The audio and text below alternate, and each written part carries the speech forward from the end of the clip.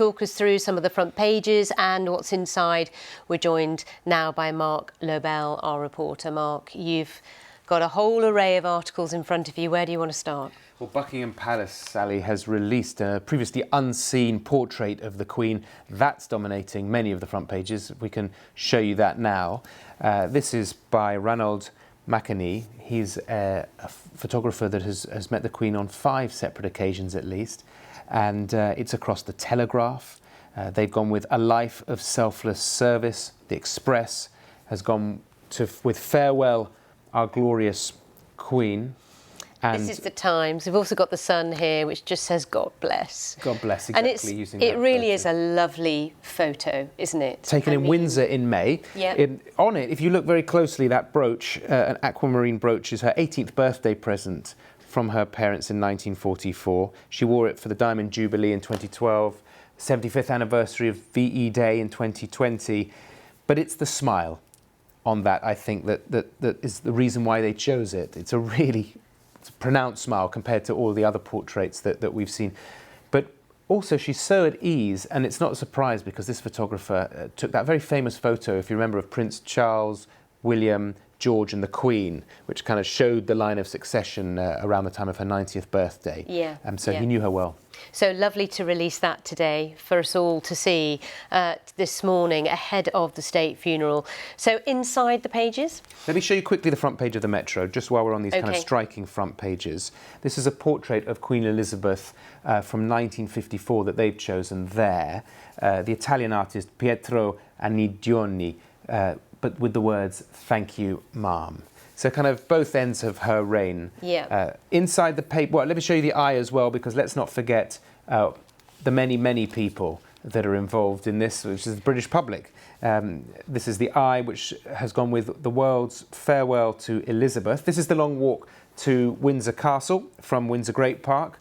And if we show you... Which is where the final moments of today's events will be taking place, isn't it? Exactly, yeah. In Windsor. The second part of the procession after Westminster Abbey and the funeral there. If I show you, if you go to page 17 inside the eye, it says how newspapers reported royal funerals in the past. It's a reminder that if people are feeling that it's wall-to-wall coverage for this funeral, it has always been the case. They say when Queen Victoria died in 1901, and we can show you a picture of that funeral. The Times reported how her funeral at Windsor was marked by every circumstance of public ceremonial. They say Hyde Park attracted the most enormous crowd, its special correspondent wrote. The pathways were swarming with people, and the numerous high trees were filled to their topmost branches with daring and adventurous climbers. So I wonder if we're going to see any of those today. We may see a bit of that today, who knows. But it's very familiar, isn't it, listening to that reporting with the passing of Queen Victoria. Can I show you the Daily Mail? Yes, please. Inside, page 21, we've been talking about it day in, day out, the queue. Yes. I think we've missed a trick, actually. If you look how Daily Mail have captured on page 21 what they call the queue, they say, of course, we've only got about 30 minutes left of it, but they say after 35, after 6 days, it's the end of the Elizabeth line. Now, that is a great line, isn't it? Because, of course, she opened the Elizabeth line this year. That's right. It was one of the few public events that she turned up to. It was a big surprise at the time. That's right. We didn't expect her to be there. We've been calling it the queue all this time, but, of course, we should have been calling it the Elizabeth line. Page 5 on the Daily Mail. Now, this, I love the way the Daily Mail write this up. The reception of the century. Sounds like a very lavish, glamorous thing. This was, of course, the state reception hosted by King Charles. These hundreds of dignitaries from all around the world. But if you turn over the page and if you look at the Times, we see that it's not that simple. You've got many, many potential diplomatic incidents with all the people that have been invited because... Of course, you've got, for example, the former Spanish king who was asked not to come by the Spanish government but turned up. You've got Iran, you've got Israel. And I do love the way they've written about this in the Times. It says the key protocol problem was that the guests, this was yesterday afternoon, were free to mingle at Buckingham Palace gathering.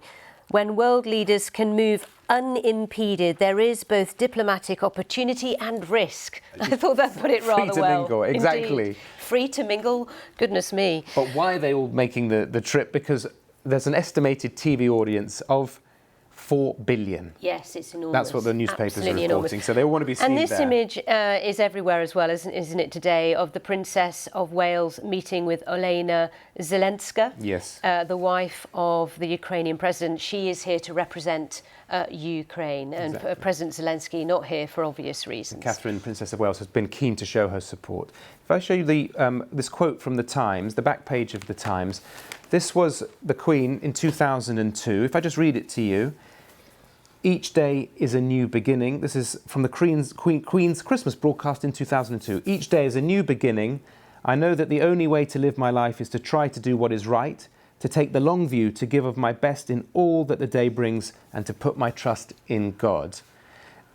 Really important to end on her words there. But an interesting quote on the website, the BBC's religion editor, Aline McBull, writing an article about how central faith was to her life, quotes the former Archbishop of York, Lord John Sentamu, who says the Queen was so immersed in Scripture that she would just evangelise naturally. Yeah, absolutely. And that particular speech that year, 2002, I mean, when she says each day is a new beginning, you know, I take the long view.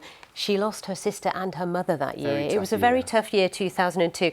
I looked at the numbers that would tune into her speech at 3 p.m. on Christmas Day. Last year, more than 9 million people tuned in. And it will be strange this Christmas. Yes. Absolutely. She will be missed. She will and is. Mark, thank you so much.